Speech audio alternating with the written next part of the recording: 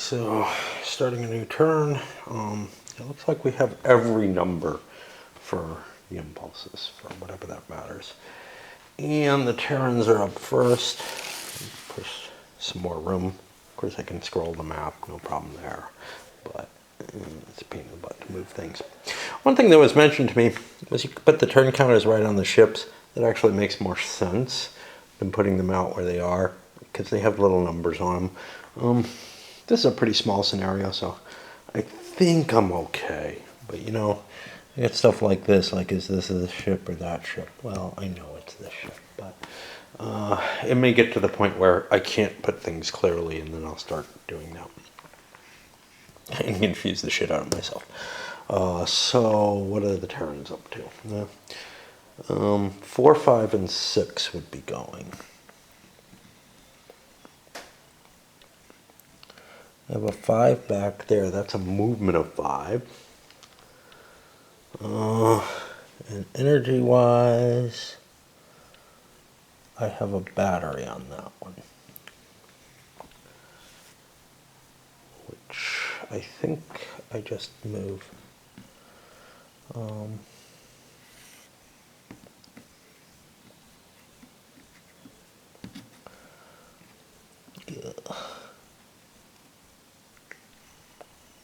To there. He also has a move with no battery, and he'll just move forward. And I think what's going to happen is I'm going to step away. You know, the last video we did an hour of detail of the play, and we're just going to try to suck into interesting places. Now that means you're going to miss all the places where I fuck up, but for what that's worth.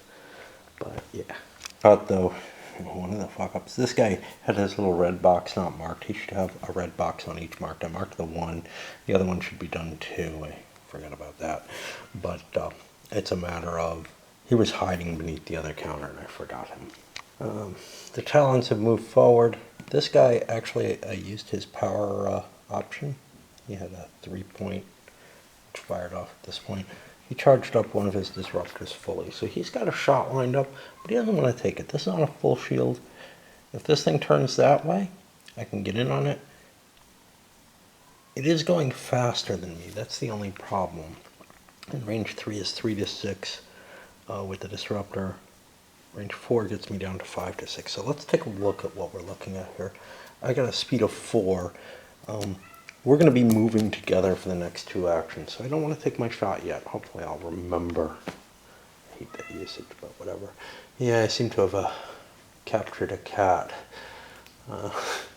Went out and petted him, or her, and she has just totally adopted me. She's owned by someone around here. I've seen her before, but she really wants to come in and get more pets. So in phase C, moved forward some more. Range 2 actually happens to be the range disruptors alike, because once they get to range 1, they're less likely to hit.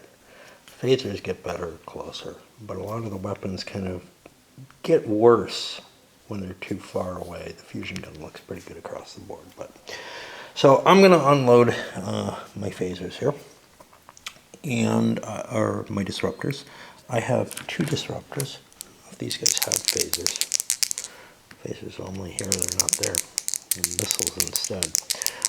So yeah, no, not 2. I can only fire 1. Directly in front of me, 2 hexes, and take my plink. And I need a 2 through 6. I get a hit. Point, we're at the problem phase. As we enter, now I could have blown up power to make sure I get initiative and be able to blast through here, but here's the thing. I can only shoot down one of these missiles. I have a single phaser that can fire at range 1. And I can't take it down. My other phaser over here is not quite an arc. This is as far as it can go. Basically shoots across from here to this line. So I'm going to eat those missiles, and I'm going to take them on my side faction. And there's really nothing, or shield. There's nothing I can do about that. This guy just went forward. His reasoning being, if he does a turn, he kind of pre-programs, and maybe the Terrans can pull away and get far enough away that plunking at them isn't going to do much. Missiles are good, and will eventually hit the Terran ships.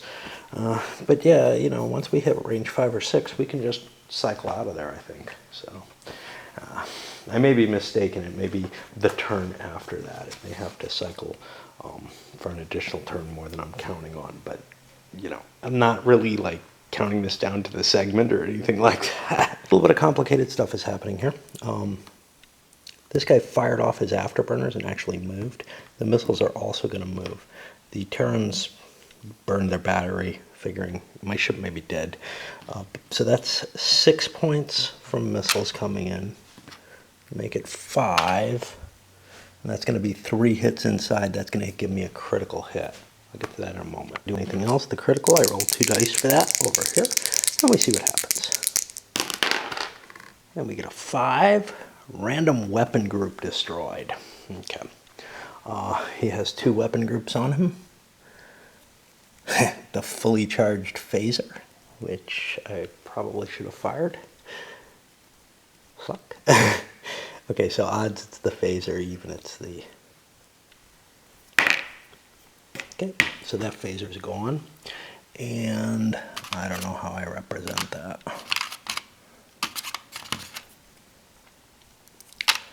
I'll have to look up to see which counter I'm supposed to use. These things I think are hurt turn records, but I just don't know what each marker is supposed to mean. We can see it here. Shields down, helm down, turn, jury rig. I don't see a weapon down marker.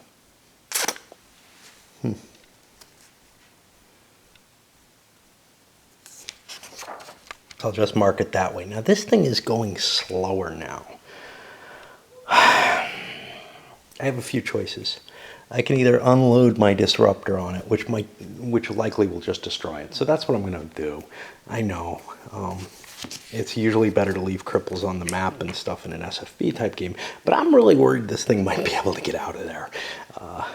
So let's get our destruction. At the very least, we'll get the 2-to-1, so we'll get the movement forward, unless the battlecruiser takes something else. Well, no, actually, no, we won't have our 2-to-1. But whatever. So this is range 2, 2-to-6. We get our hit, and that is going to blow this thing up, and it's just gone. And I've pivoted, or I've shifted the map forward. You can see the battlecruiser trying to turn, get another shot in. If you can take out a light cruiser, it should come out to about 1-to-1, and then we won't lose territory. Even though we lose both of our ships, we do the same damage, so that wouldn't be bad. I don't think I have enough firepower to bust through that thing, though. All I got is 1 phaser charged up. Yeah, I'll have a 2nd phaser charged up as well, if I can get a shot in. The problem that I'm facing,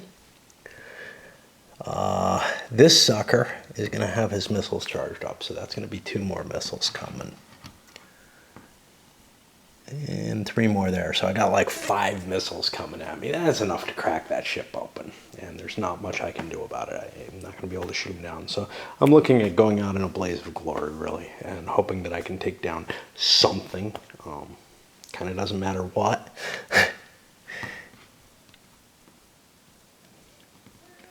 This one has some weakened shields. Maybe I can take it, but it probably is going to try to avoid combat and just lob missiles, because it can't really get hurt too easily. That puts us to the end here.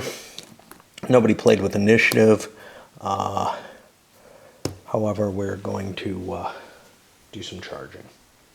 So some of these weapon groups are charged up. Remember, not all the yellows, but a number of yellows equal to the weapons is charged for free if you've got the reds. So I think he was able to charge up whatever those disruptors are fully. And likewise, we got all the missiles beginning to load up. My power curve choices, so like this guy stayed at the same power curve, because with 2 energy he has a fair chance of charging up that extra weapon. But obviously we got, the biggie is all those missiles coming in, and that is going to finish that battlecruiser off. The question though is, will this thing get a chance to do any real damage before it happens? There's no reinforcements.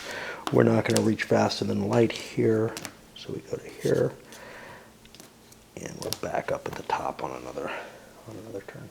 Turn 4, and we not only have to make it through this, the next two. It's just not going to happen. So I'm doing, I think, the right thing by planning on turning in. I could have done a side slip and taken a chance at a phaser shot on the weakest of their ships. Unfortunately, the most I would have done at the range I was at is 1 point of damage. That doesn't bust through the shield, that doesn't cause an explosion, that doesn't do anything worthwhile. So I'm going to hold and hope that I can do some damage, maybe a critical something. Not in any real hope other than in terms of, hey, maybe I can cost them enough that at least they have to repair ships or something in addition to what I did here. And for the Talon, missiles launched, nothing exciting happening otherwise. Push my afterburners in play in both cases, and now we're going to open fire. We're at best disruptor range, which is that 2 hex, correct? 2 through 6s. And what are we firing? We got 2 of them over here we can fire. So that's 2 hits. And over here, I don't have them yet. I still need 1 more box on that to get those fired. Oh well. Okay, so that's 4 hits. I probably shouldn't have done the speeding up, but I'm okay. With the afterburners, I've got another afterburner on this ship. This one's burned out already. Okay, for the Talon, I charged up this weapon, and I'm going to fire it. It's going to go in the rear arc, but that's okay. I also bought an initiative, which means my missiles are going to start colliding in pretty quickly before the Terran ship gets another move. This isn't ready to fire yet. He will get charged up, and I'll have 1 more disruptor ready next turn, but unfortunately it may be at range 1 or closer if I'm really screwed, but we'll see what I can manage. But at this point I got 2 more disruptors firing. These are going to hit the rear arc, unfortunately, but I'm okay with that. And we only got 1 hit, so that just takes down his shield. And here comes the problem. In this location, charged up, I can fire. So that's another disruptor, but before that happens, I've got 3 of these missiles hitting there, which means 5 hits on there. 1, 2, 3, 4, 5. This is going to be basically destroyed, but it also has a critical hit on it. Now, my shields are solid, so I'm not going to get hurt too bad. The critical is going to be a power relay damage. That's 1 power. He's down 2, 3 power. He's still moving. I got to recover those power ratings, but that last shot may take him out. So right now, he's got, what did I say, 5 of these down, right? Because I did 6. 1, 2, 3, 4, 5. There's 1 more there. Unfortunately, disruptors at range 1 aren't very good, but I'm going to fire it anyway, because I don't think I'm going to get a range 2 shot. If it hits, it takes the shield down and takes his last box. It does not. I just checked this out. This doesn't take effect immediately, so he keeps operating at the same power levels that he was operating. It doesn't change until the power phase. So I get to still keep operating the turns as they are. That was all the fire. Oh, this was gone. I expended that last time. This was all the fire on the initiative player, which means the second player gets to go. We're at 3, 4, 5, 6, and I have a battery if I absolutely needed it, but I don't have a use for it. That means I'm going to get a move.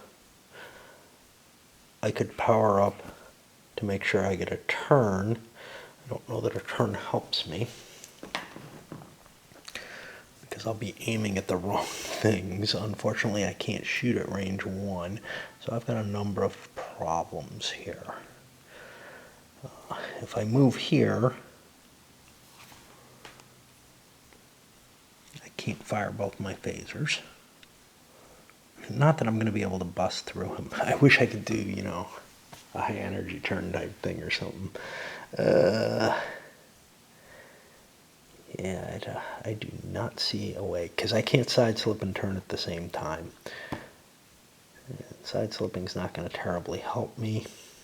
I really don't see anything that's going to do what I need to do here in order to get away. And I'm pretty much doomed. These missiles are going to catch me. With both shields down over here, I can't do shit. Oh, God.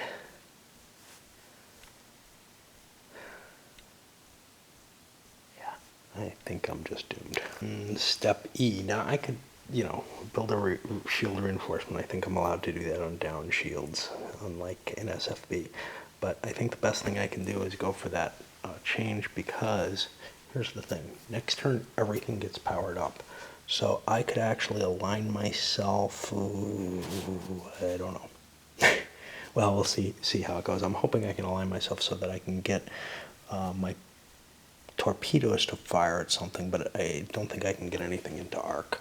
So this flips over, and we go into here. And that's at the cost of that point of power that I spent for that. And now I've got the option. Everything I get to move, I get to power up. Powering up, I can certainly power that weapon, but I don't think I get to use it. A side slip does not help me in any direction, though, either. This is where the Terran ship ends up. I don't think there's anything I could have done.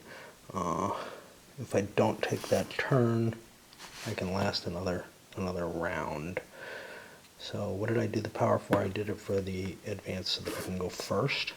I don't actually place this. I move there. Hey, maybe something happens. I don't think so, though. And that's it for me.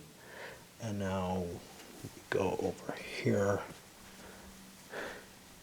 for the second player. And we are all going, I don't know what my power expenditures are going to be. They're probably going to be to start charging up weapons again. Turn ship, all his weapons are now charged. Haven't been able to bring them to bear. And was, I don't remember where it was. It was a battlecruiser. It was at, I think, the 342. And now it's down to 432. I dropped it down there. -2 to my power gets me there, so I'm still alive until these hit. I still have initiative, which is cool. That means things aren't going to switch. Now it's possible that the Talon could have grabbed initiative and ensured that this will get destroyed before anything else happens, but they chose not to do that for whatever happens. Instead, they're positioning themselves. I've got to power up their weapons a little bit, and we got one disruptor there that's going to be powered up. And also figure out what their curve is going to look like. Talon side, I slowed down a little bit, giving me a little bit more power. That's going to give me more opportunity to turn and stuff like that and unload fire. And these should have hit already, but they're going to hit next round because the Terran ship does not have enough movement to push forward. And they will destroy it. So the question is there anything that can be done here? And I think the answer is no. I probably chose the wrong power curve. I don't remember what I was at. I would have been at 4.3. I'm at 4.32. I think I must have been at 5.21. No, I must have been at 3.42. But that doesn't sound right. I think I was at 2.53, and I think I screwed something up. I'm going to just leave it as it is because I believe the Terran ship is just destroyed. We go through all these. This pushes forward. It's not enough time. The Terran ship options 4, 5, and 6 aren't going to be able to do anything. I've burned my battery. I'm basically just sitting in the water. These are going to kill it. However, I have to do moves.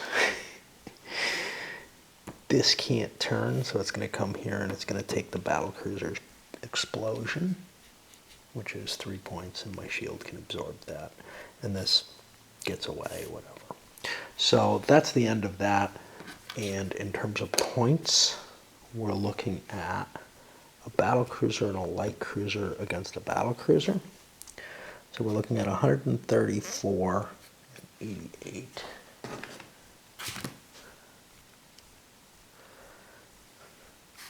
$34 plus 88, that's 222. His battleship is 179. So let's divide that by 179 and see what we get. 1.2. So I did 1.2 times the damage. What does that mean? I have to find the victory conditions here. 1.2 is less than 1.5, which means at least the Terrans managed to prevent this. Does that seem right? Doesn't sound right to me. So this was essentially 180. Oh, their battlecruisers are cheap comparatively. This wasn't 179, it was 142.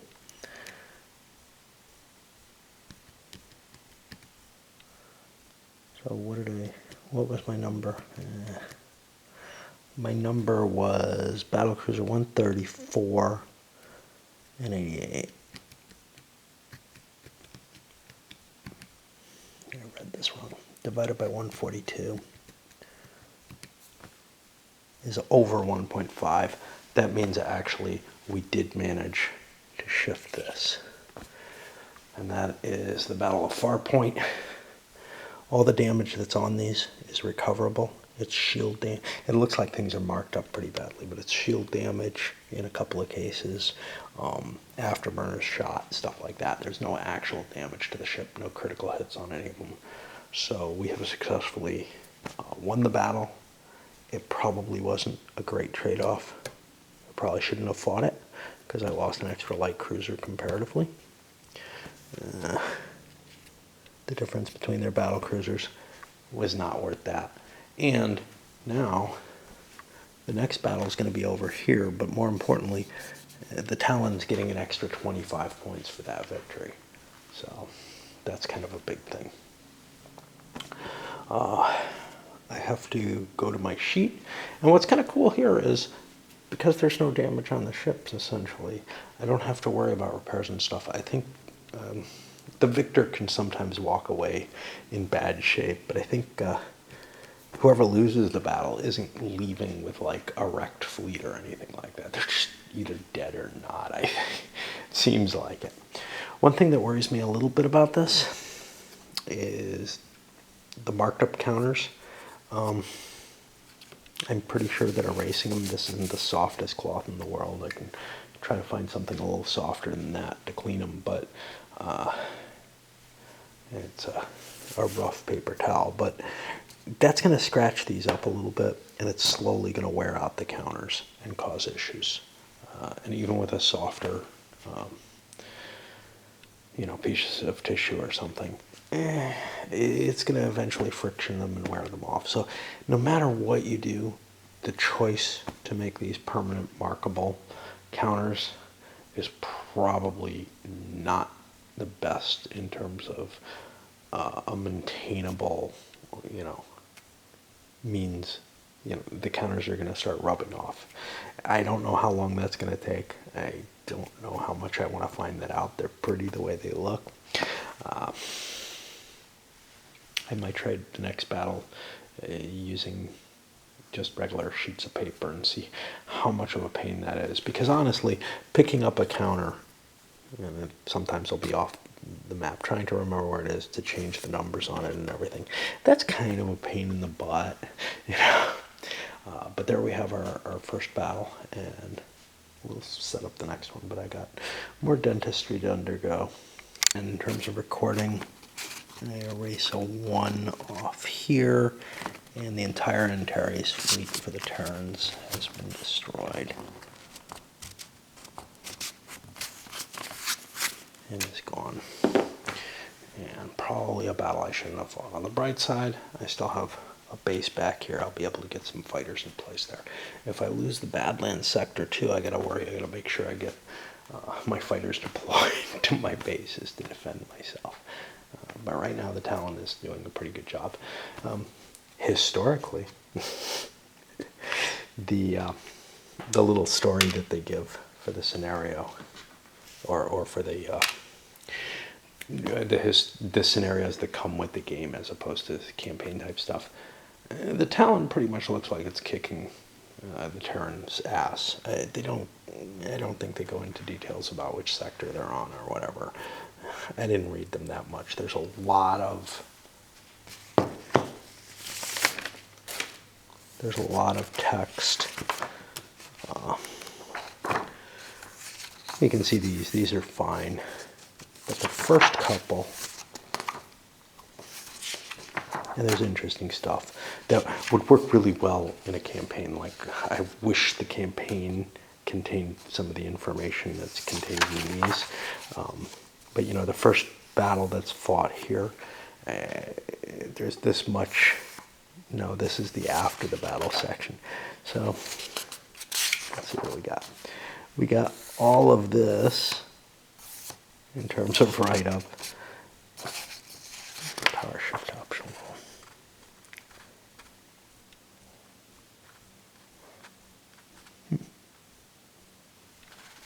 Powers up the ships, allows them to shift a little quicker. And then this is the scenario rules, and then this is the aftermath. And you know, and then again, this one, there's a lot of words to get to this next scenario.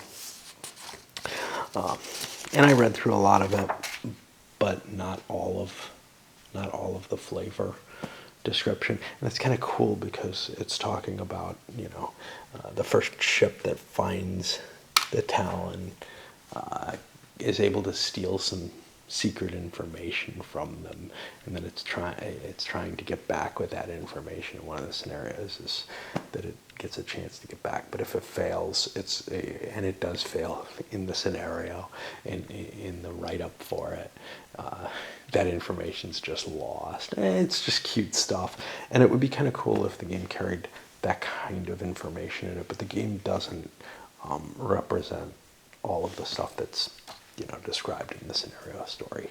So there's no real, you know, there's some cool things that are added, that are, you know, put into the wording and everything, and it's like, wow, that's a cool story. I wish the game had some of that available in it, that there'd be some possibility of some of that stuff, but there really isn't. It's just, if you're playing the campaign, you're not playing the story that's here. If you're playing the story that's here, you don't have any linkage between it. It's like the story is fixed. It doesn't really feed into any kind of playable description. So that's kind of a shame, and I also don't see, with my memory of what SE4X is like, that those rules at all apply in SE4X. However, I haven't looked at the two, at the full scope of the two expansions. I've played with the expansions in opposed games only, but the options involved in choosing them were not chosen by me. They were chosen by one of the other players. Anyway, so we've recorded the losses. Ships are pretty much generic in the game, except whatever damage they have. There's no differentiation. A battlecruiser is a battlecruiser is a battlecruiser. It's armed the same way. All right, I'll send this sucker up.